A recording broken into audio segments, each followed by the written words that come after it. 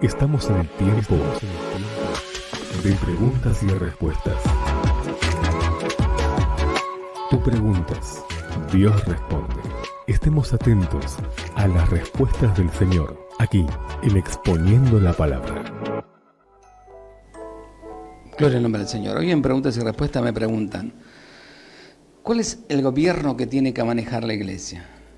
¿Un gobierno teocrático o un gobierno democrático?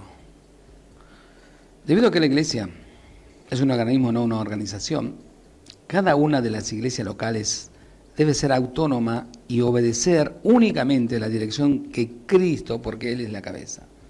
Vuelvo a repetir eso para que entiendan. Debido a que la iglesia es un organismo y no una organización, cada una de las congregaciones locales deben ser autónomas y obedecer únicamente la dirección de Cristo, que es la cabeza. ¿Entendió eso? Es decir, el sistema de gobierno debe ser teocrático, igual el gobierno ejercido directamente por Dios. Muchas iglesias modernas han desechado el gobierno de Dios y lo han suplantado por el sistema democrático, donde las decisiones son tomadas por la mayoría y, como siempre, los hermanos espirituales son minorías. Podemos comprender por qué la iglesia se va deslizando cada día más al mundo en su afán de modernizarse y adaptarse a la sociedad actual. Ahora, ¿quién es el pastor de esa iglesia? Cuando alguien visita una iglesia por primera vez, siempre hace esta pregunta: ¿es necesario tener presente que el Señor Jesucristo es la cabeza de la iglesia y que Él está en el cielo? Efesios 1:22, 5:23. No hay sede o cabecera terrenal. ¿Está entendiendo? Puede haber comunión, ayuda mutua y estrecha colaboración entre las congregaciones, pero el gobierno y la dirección de cada una depende de Cristo, el príncipe de los pastores. Hechos de los Apóstoles 20:28 dice: el Espíritu Santo os ha puesto por obispo para apacentar la iglesia del Señor. Es el Espíritu Santo quien debe poner por obispo para apacentar al rebaño del Señor. Los obispos en las Sagradas Escrituras son también llamados pastores y ancianos. Hechos 20:17 dice: enviando pues desde Mileto a Éfeso, hizo llamar a los ancianos de la iglesia. Se trata de una iglesia con un grupo de ancianos.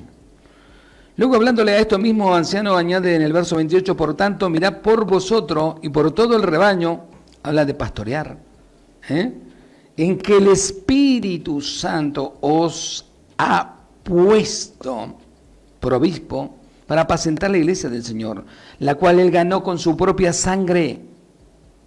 En nuestro día muchos han olvidado que el Señor dijo muy claramente que la iglesia es de Él, mi iglesia, la cual Él ganó con su propia sangre, y que en un hablar tan liviano y apartado de esa verdad, hablan de la iglesia del apóstol Pedro, Juan, Manuel, o señala a un hombre.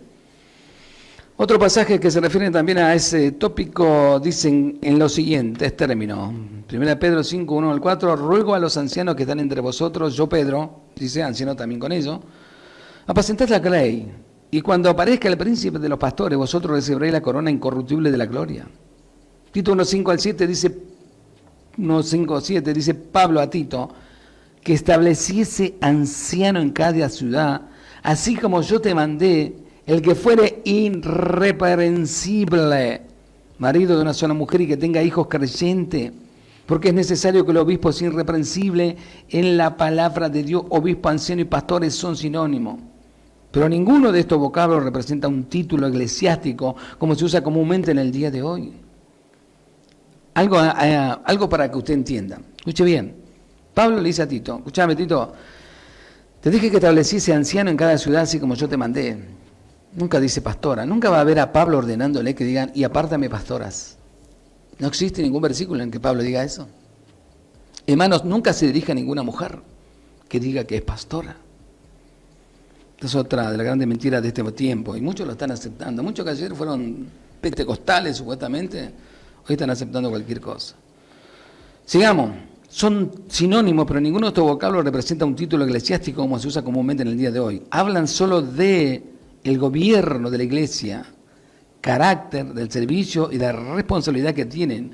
No son otra cosa que siervos. Ay, no, pero yo soy el obispo. Ay, yo soy el anciano, yo soy el pastor. Yo soy más que él es más que yo, aquel es más que todo. Eso te tendría que dar vergüenza. Cuando vos sabés bien que Jesucristo predicó y dijo, no llame Padre a nadie aquí en la tierra, porque uno solo es. ¿Y quién es? Es Dios. Buenísimo, Jesús. ¿Qué más dijiste, Jesús? Tampoco llamé maestro a nadie acá, porque el único maestro soy yo, el Cristo, dijo. Y todos ustedes, que se creen ancianos, obispos, pastores, lo que sea, saben que son hermanos. Chao, me esparramó todo.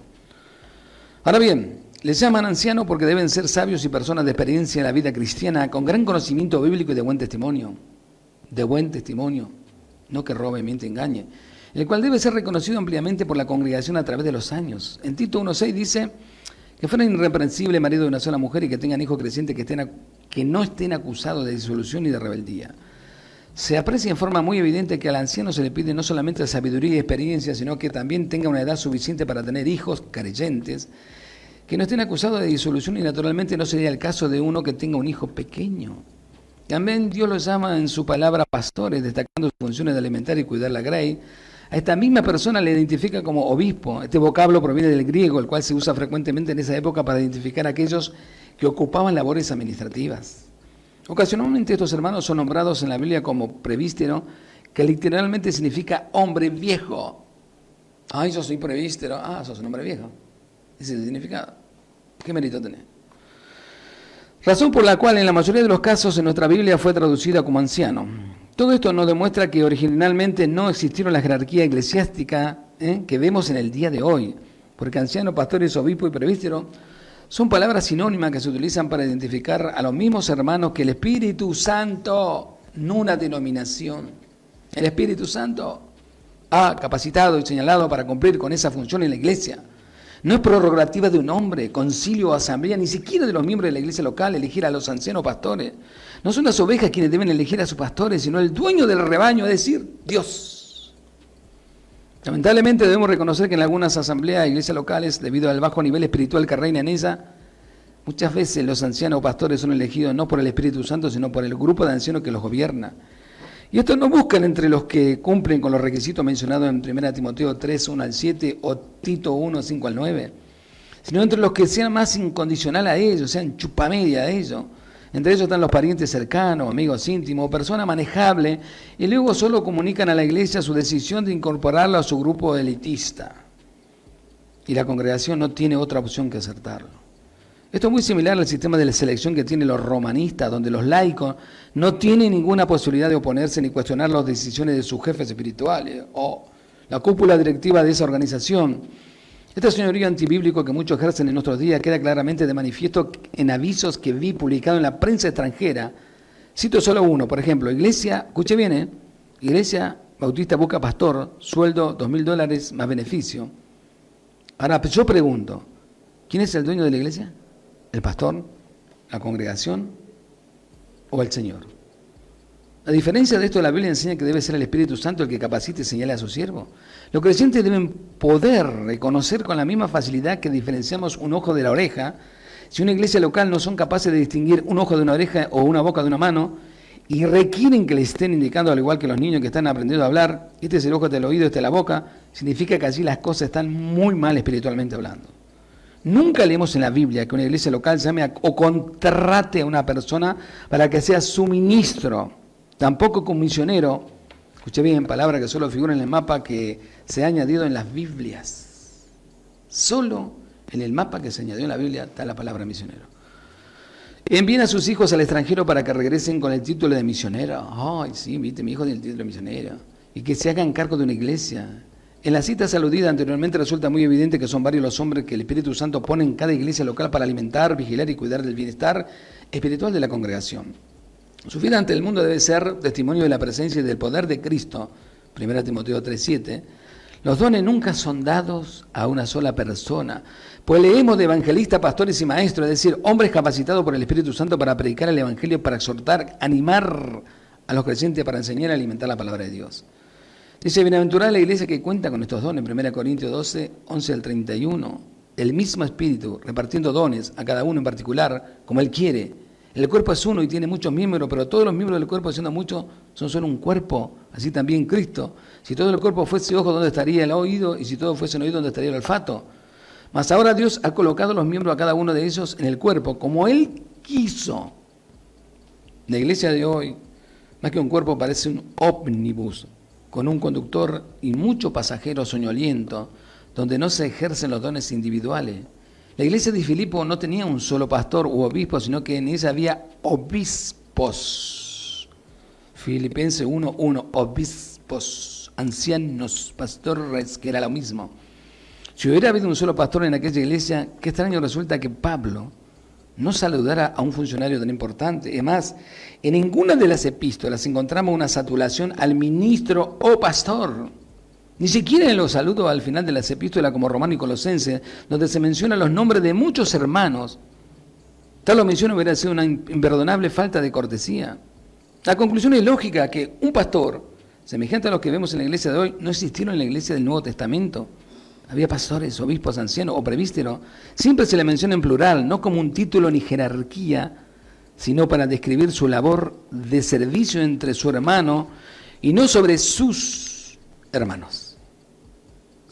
Entre sus hermanos y no sobre sus hermanos. Y era el Espíritu Santo quien los escogía, los capacitaba, los señalaba, por medio de las cualidades que eran visibles para la iglesia, las cuales solamente los reconocían como tales.